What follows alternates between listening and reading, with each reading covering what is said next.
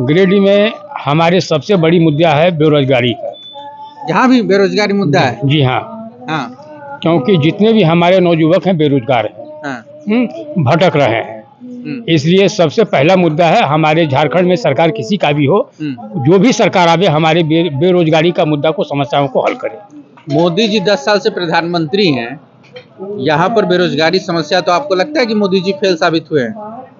देखिए, ऐसा तो मैं नहीं कहूँगा किसी भी सरकार के विषय में, मगर मैं इतना ही कहूँगा जो यहाँ बेरोजगारी का समस्या अभी भी है।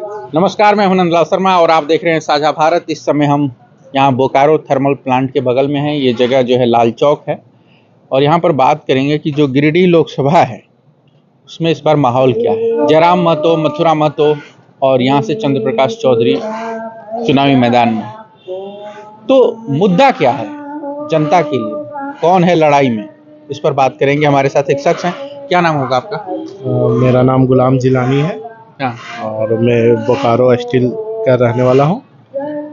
क्या लग रहा है इस बार मुद्दा क्या है चुनाव में? चुनाव में मुद्दा ये है कि ग्रामीण क्षेत्र को डेवलप करने का मुद्दा है और खतियानी मुद्दा है। बहुत सारे मुद्दे हैं। कोई धार्मिक मुद्दा लेके चल रहा है, कोई डेवलपमेंट का मुद्दा लेके चल रहा है। तो उस बेस पे हमारे नज़र से तो जयराम महतो जी का बहुत ही अच्छा पकड़ अभी गिरिडीह लोकसभा में है और उनका सबसे ज़्यादा रुझाव वो नौजवान युवाओं की तरफ से उनका ज़्यादा रुझाव है। तो और रोज़गार को लेके वो बहुत ही मेहनत की है। जैसे कि उनका एक काम है कि वो कुछ ना रह के भी 12.5 करोड़ रुपया रोज मुआवजा दिला चुके हैं, मतलब गिरिडीह के लोकसभा के ग्रामीणों को। तो अगर वो कुछ यहाँ के लोकसभा चुनाव से अगर वो सांसद बनते हैं तो यहाँ के लोगों को बहुत फायदा होने वाला है। लेकिन एक बात यह है कि बड़ी बड़ी पार्टियां हैं, बीजेपी है, इंडिया गठबंधन है, जेएमएम है, कांग्रेस है, उनसे वो मुकाबला कर पाएंगे?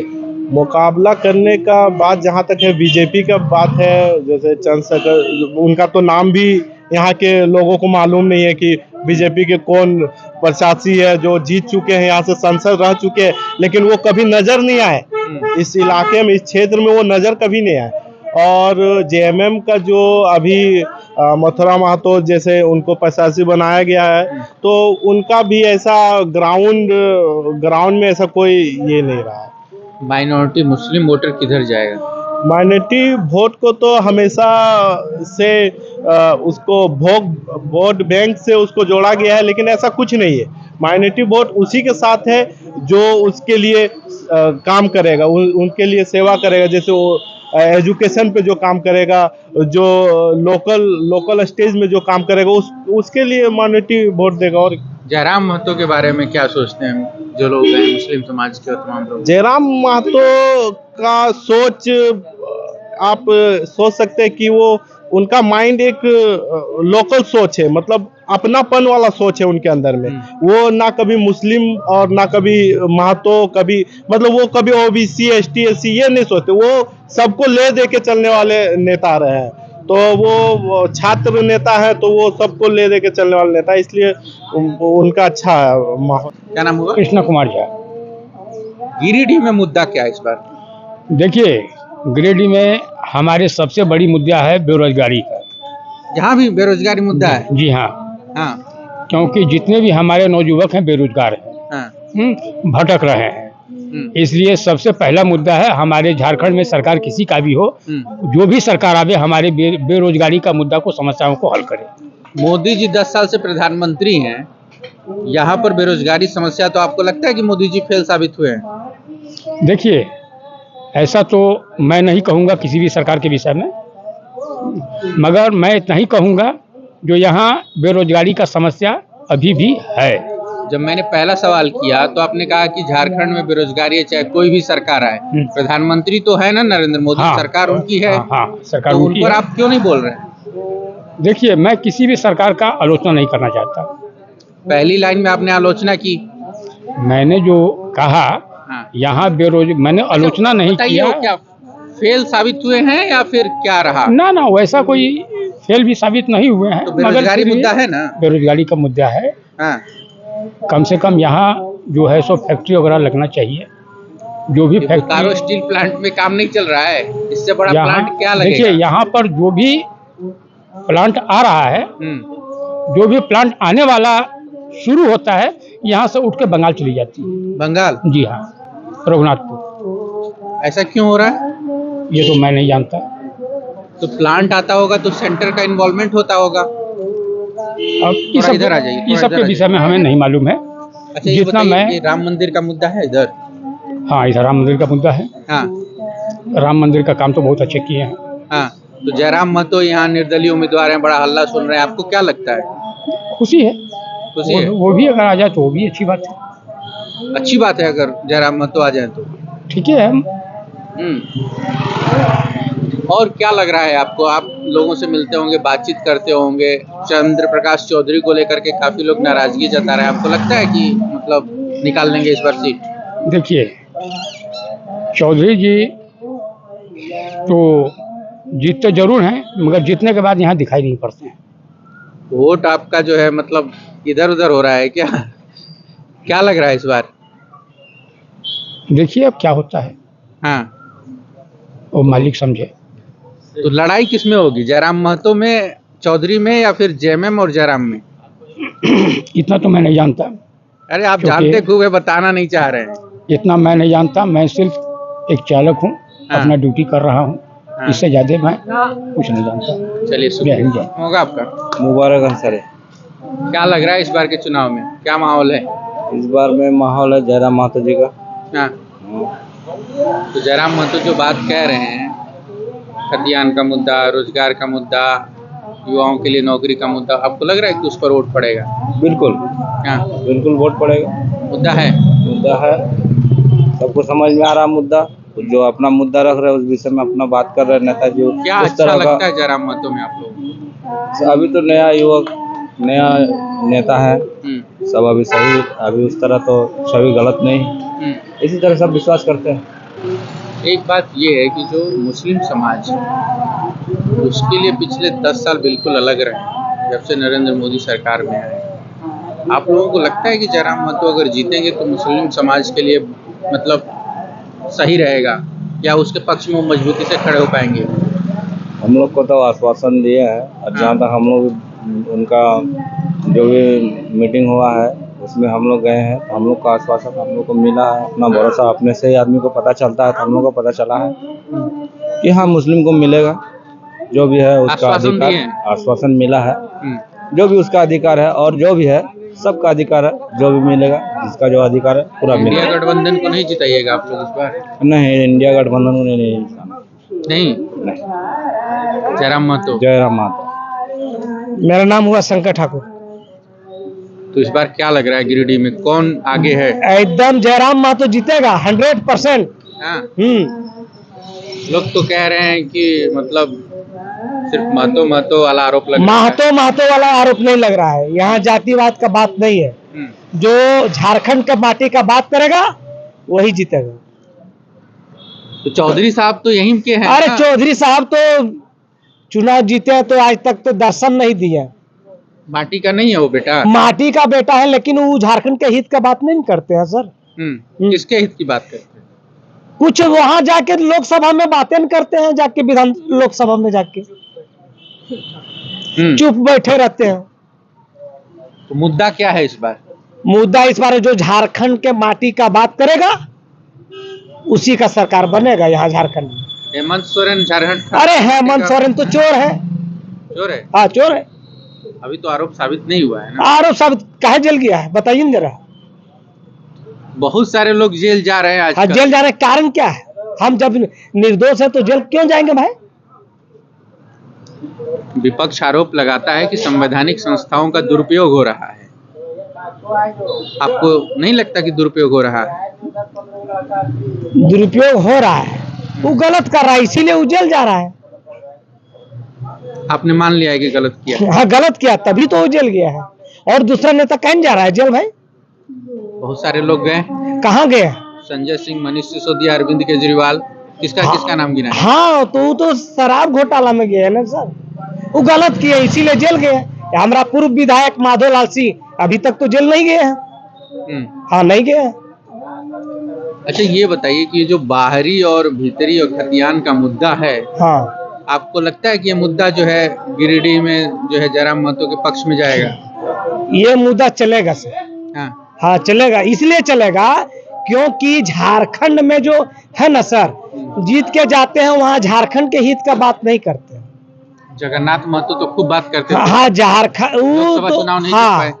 वो जीत नहीं पाए, वो तो झारखंड के माटी के थे, लेकिन वो माने क्लियर नहीं कर पाते थे, वो लॉलीपॉप दिखाते थे। ये बात तो जयराम महतो के साथ भी हो जाएगी। अगर वो अकेले जीतते हैं तो अकेले उसको- सांसद की एक सीमा होती है ना। हाँ, वो तो अभी दावा कर रहा है कि हम लोकसभा में पूरा हल्ला करेंगे सर। ओवैसी एक सांसद हैं, आप जानते होंगे ओवैसी को। उनका 2 सांसद था, इम्तियाज जलील और लोग। हाँ, मुश्किल से 2 मिनट समय मिलता था बोलने के लिए पार्लियामेंट में। आप लोगों को लगता है कि जो है जयराम महतो 2 मिनट में ही हिला देंगे संसद? हाँ, हमको तो लगता है सर। हाँ। हाँ, एकदम लगता है, उसका बात को लगता है जयराम महतो तो हिलाएंगे ही, पूरा उम्मीद लगाए बैठा है झारखंड के हाँ। लोग। उस पर देख रहे हैं लोग कि झारखंड का माटी का बेटा है और वो आवाज उठाएंगे, 100% उठाएंगे। 7 सीटों पर चुनाव लड़ रहे हैं, बहुत सारे लोगों को टिकट दिए हैं। आपको लगता है कि 7 में से कितनी सीटें? वो गिरिडीह लोकसभा से 100% हमको उम्मीद लगता है कि वो जीतेंगे ही जीतेंगे। हम लोग यहाँ जरीडीह में और तमाम जगहों पे बात कर रहे थे, लोग कह रहे थे कि लोग चंद्र प्रकाश चौधरी को गाली देकर भी वोट मोदी के नाम पर चौधरी को ही देगा। वो ऐसा अब नहीं रह गया सर, माने ससुर के देख के बेटा को शादी नहीं किया जाता है सर। अरे हम ये देख रहे हैं, ये वाला जो डायलॉग है ना, हाँ। गिरिडीह में बहुत घूम रहा है। हाँ, बाघमारा में भी घूम हाँ, रहा है, घूम यहाँ भी रहा घूम है हर सर, लेकिन ससुर के देख के बेटा को माने शादी नहीं किया जाता है। ससुर को देख के बेटी का शादी नहीं हाँ, नहीं किया जाता है। है? अच्छा, आपकी नजर में जो है यहाँ पर गिरिडीह में लड़ाई किसमें यहाँ पर तो सर दोनों का टक्कर रहेगा, मथुरा प्रसाद महतो और जयराम महतो के बीच में। क्या नाम होगा आपका? मोहम्मद इकबाल नाम है। थोड़ा जोर से बोलिए। मोहम्मद इकबाल नाम है मेरा। रोजा खत्म हो गया है अब जी। क्या लग रहा है गिरिडीह में? गिरिडीह में इस बार तो थोड़ा सा बदलाव तो देखने को मिलेगा। हाँ। और मुझे तो ऐसा लग रहा है कि जयराम महतो थोड़ा बहुत तो टक्कर में आएंगे ही आएंगे, क्योंकि उनका जो मुद्दा है वो एकदम मूल मुद्दा है। और यहाँ के जो लोग हैं, झारखंड के जो मूल निवासी है, उसमें नौकरी का हो या पढ़ाई लिखाई में हो या कोई भी चीज़ में हो, आरक्षण के मामले में तो उनको वैसा ट्रीट नहीं किया जा रहा है। और बाकी अगर आप दूसरे स्टेट में देखेंगे तो 70-30, 80-20 इस टाइप में है, लेकिन अभी भी झारखंड में ये चीज़ का कोई चीज़ का आधार नहीं बनाया गया है। जयराम महतो जो मुद्दा लेके चले हैं वो 60-40 ये सब वो उनके खिलाफ है। ठीक है, 60-40 भी नहीं चलने के लिए वो उसके समर्थन में नहीं है। तो उनका कहना है कि मूल निवासी जो झारखंड का है उसको पहले अधिकार मिलना चाहिए, वो चाहे कोई भी क्षेत्र हो। जेएमएम ने प्रस्ताव बना के राज्यपाल के पास भेजा था, राज्यपाल ने उसको दबा लिया, उस पर कुछ नहीं हुआ। आपको लगता है कि अगर एक सांसद एक आदमी जीत जाता है तो उसकी वजह से जो है वो प्रस्ताव पास हो जाएगा? नहीं, ऐसा तो नहीं लगता है, क्योंकि मेजॉरिटी होना बहुत ज़रूरी है।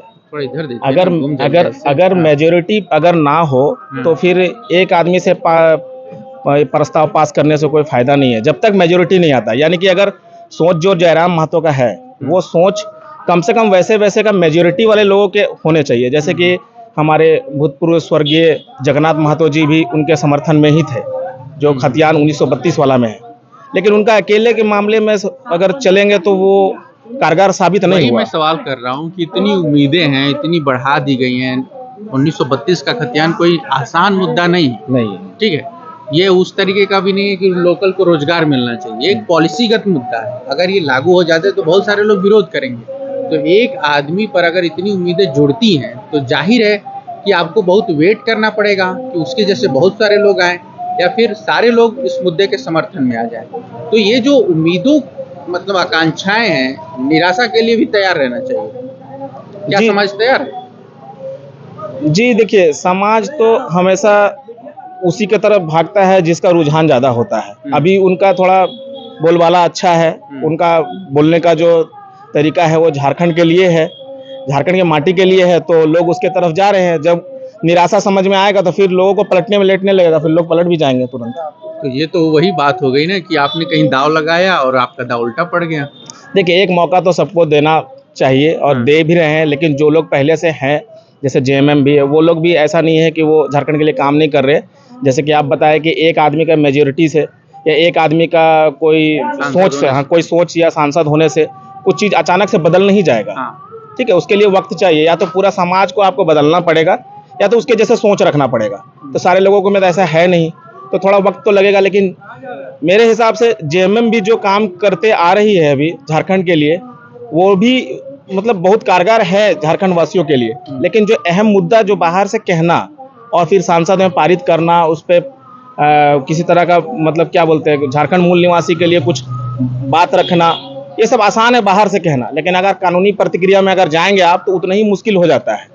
तो ये मुश्किल तो उनको झेलना पड़ेगा, लेकिन ऐसा नहीं है कि कोई आवाज नहीं उठाएगा। आवाज तो उठाएंगे जरूर वो, क्योंकि इसी मुद्दे पर उजा रहे हैं। ये भी कह रहे हैं कि इस बार मुस्लिम समुदाय जो है जयराम महतो के पीछे जो है मतलब गोलबंदी हो रही है कि जयराम के साथ देना है इस बार। आपको लगता है कि यहाँ पर जो 17% या फिर जितनी भी आबादी है मुसलमान की, वो मतलब पूरा का पूरा जाएगा या फिर थोड़ा बहुत जाएगा?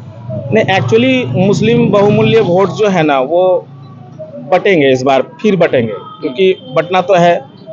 और मुद्दा बनाना बहुत मुश्किल होता है किसी के लिए भी। जैसे कि अगर हम हैं, अब थोड़ा सा अगर हम शिक्षित हैं तो शिक्षित जैसा मुद्दा हमको सोचना चाहिए, पर ऐसा नहीं है। लोग यहाँ समझते नहीं है, वोट को ऐसे आम समझते हैं, बस जाना है, वोट देना है, चल देना है, मेरे कहने पे उसके कहने पे वोट देना है, बस चल जाना है। ऐसा नहीं, क्योंकि लिटरेसी रेट भी यहाँ पे थोड़ा उतना अच्छा नहीं है, तो सोचने समझने की सलाहियत भी होना चाहिए। ये भी है कि पिछले 10 साल जब से नरेंद्र मोदी सरकार में आए, आप देखिए पूरे में इंडिया की बात कर रहा हूं, मुसलमानों के लिए बहुत अच्छे नहीं रहे हैं। लोग आरोप लगाते हैं मॉब लिंचिंग का, बीफ के नाम पर, मीट के नाम पे, और जिस तरीके से बुलडोजर चलता है, जिस तरीके से लीडरशिप को जो है टारगेट किया गया, मुस्लिम लीडरशिप को।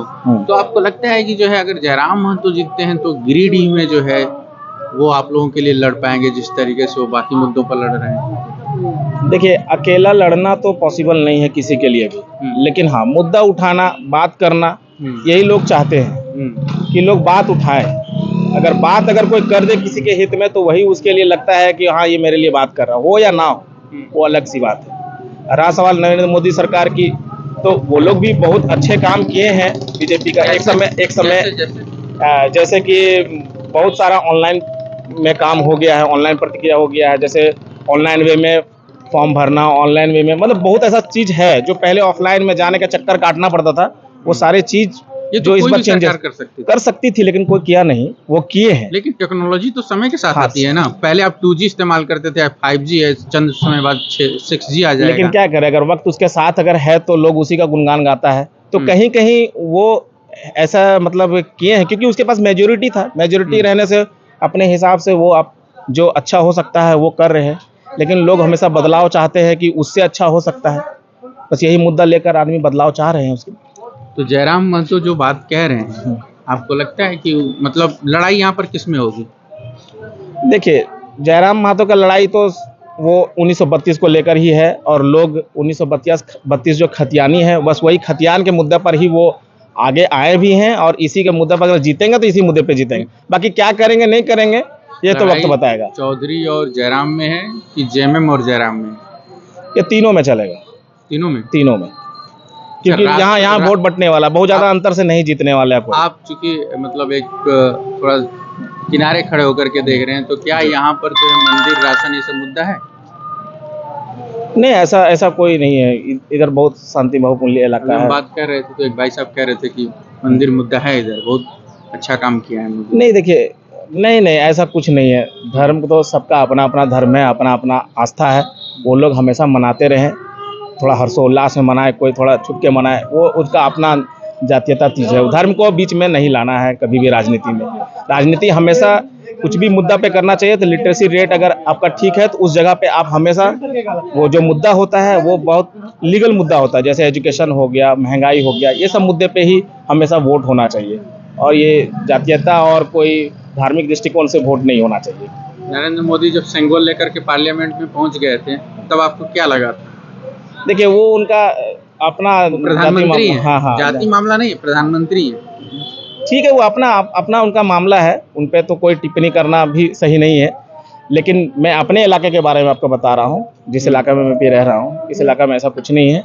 और मेरे हिसाब से कभी भी कोई धर्म या कोई जातीयता के मुद्दा पर वोट नहीं होना चाहिए। हमेशा जो मूल मुद्दे हैं, जो वे ऑफ लिविंग, मतलब लाइवलीहुड में जो चीज़ में दिक्कत आते हैं, जो सरकार प्रेफरेंस दे सकती है, जो सरकार फैसिलिटी देना चाहिए, जो सरकार जिसमें थोड़ा अपलिफ्टमेंट करना चाहिए, उस मुद्दे पर हमेशा वोट होना तो चाहिए। राशन ठीक है?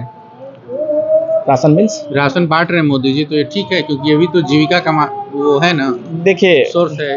हाँ, कोविड के समय में जिस तरह से उन्होंने राशन डिस्ट्रीब्यूशन किया उस समय तो ठीक है, और अभी भी हो रहा है, लेकिन अभी के हिसाब से वो भी ठीक है। क्योंकि अगर आप देखिएगा पोवर्टी लाइन देखिएगा तो सही में अभी रोजगार वैसा है नहीं।